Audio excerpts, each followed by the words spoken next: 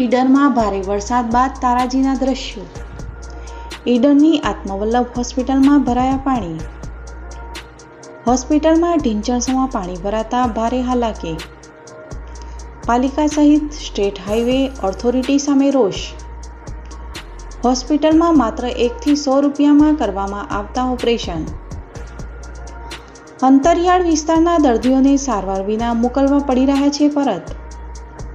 હોસ્પિટલમાં દાખલ 15 કરતાં વધુ દર્દીઓને હાલાકી। હોસ્પિટલ કમ્પાઉન્ડ સહિત અંદરના ભાગે ભરાયા કેળસમાં પાણી। ટ્રસ્ટ મંડળ દ્વારા અનેક લેખિત મૌખિક રજૂઆતો કરી છતાં પણ પરિણામ શૂન્ય। હોસ્પિટલ સંચાલકો આળસુ અધિકારીઓ પાસે પાણીના નિકાલ માટે કરી રહ્યા છે રજૂઆત। ઈડરસામાં સમી સાંજથી વરસી રહ્યો છે ધોધમાર વરસાદ। ચોમાસાની ઋતુ અગાઉ તંત્ર દ્વારા કરવામાં આવતી હોય છે પ્રી મોન્સૂનની કામગીરી। હોસ્પિટલમાં પાણી ભરાયા બાદ પણ અધિકારીઓ પાણીના નિકાલની કામગીરીમાં નિષ્ફળ। હાલ અમારી આખી હોસ્પિટલની અંદર પાણી ભરાઈ ગયેલા છે।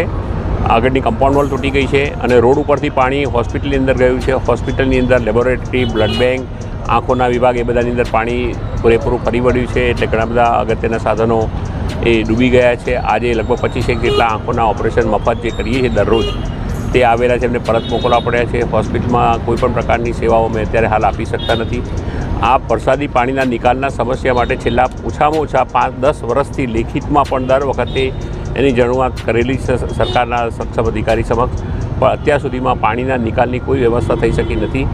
અમારી સંસ્થાની અંદરથી પાણી બહાર કાઢવા માટેની જવાબદારી થાય, પણ આ તો જે પાણી આવે છે રોડ ઉપરથી પાણી કમ્પાઉન્ડ વોલ તોડી અને કમ્પાઉન્ડની અંદર ગઈ અને અંદર હોસ્પિટલમાં ભરાયું છે। કયા તંત્રને રજૂઆત કરવામાં આવી છે, કયા પ્રકાર? અત્યારે મેં મામલતદાર સાહેબને કહેલું છે, પીડબ્લ્યુડી વિભાગમાં કહ્યું છે, નગરપાલિકામાં પણ બધાને કોપી આપેલી છે। દર્દીઓને કેટલી સમસ્યા છે? અને અત્યારે હાલ જે બહારગામથી દર્દીઓને અમે રોજે રોજ તારીખ આપતા હોય છે, દર્દીઓ અંદર આવી પણ શકતા નથી। અંદર દાખલ કરેલા દર્દીઓ છે તેઓને અમે બહાર અમારા પોતાના સાધનમાં પણ મોકલવા માટે અત્યારે અસક્ષમ થઈએ છીએ। અને તમામ પ્રકારની ઓપીડી વિભાગની સેવાઓ, ઇન્ડોર સેવાઓ, લેબોરેટરી, બ્લડ બેંક એ બધી સેવાઓ હાલ બંધ કરી દેવી પડી છે। અત્યારના સમયે હોસ્પિટલની અંદર કેટલા દર્દીઓ એડમિટ છે? અત્યારે હાલ હોસ્પિટલની અંદર જે દાખલ કરેલા દર્દીઓ છે લગભગ 15 છે, અને રોજે રોજ આંખના 25 થી 30 મફત ઓપરેશન ઓછામાં ઓછા થતા હોય છે। એટલે એ બધા જ દર્દીઓને સેવાઓને જે બહારથી દર્દીઓ તપાસમાં આવતા હોય છે જુદા જુદા વિભાગોમાં, એ લગભગ 80 થી 100 દર્દીઓને આ સેવાઓથી વંચિત રહેશે। શું નામ આપનું? મારું નામ ડૉક્ટર દિનેશ ચંપકલાલ પરીખ છે। હું આ સંસ્થાનો ફાઉન્ડર ચેરમેન છું। મારા મમ્મીના પેન્શન પ્રોવિડન્ટ ફંડમાં બીજા હોસ્પિટલ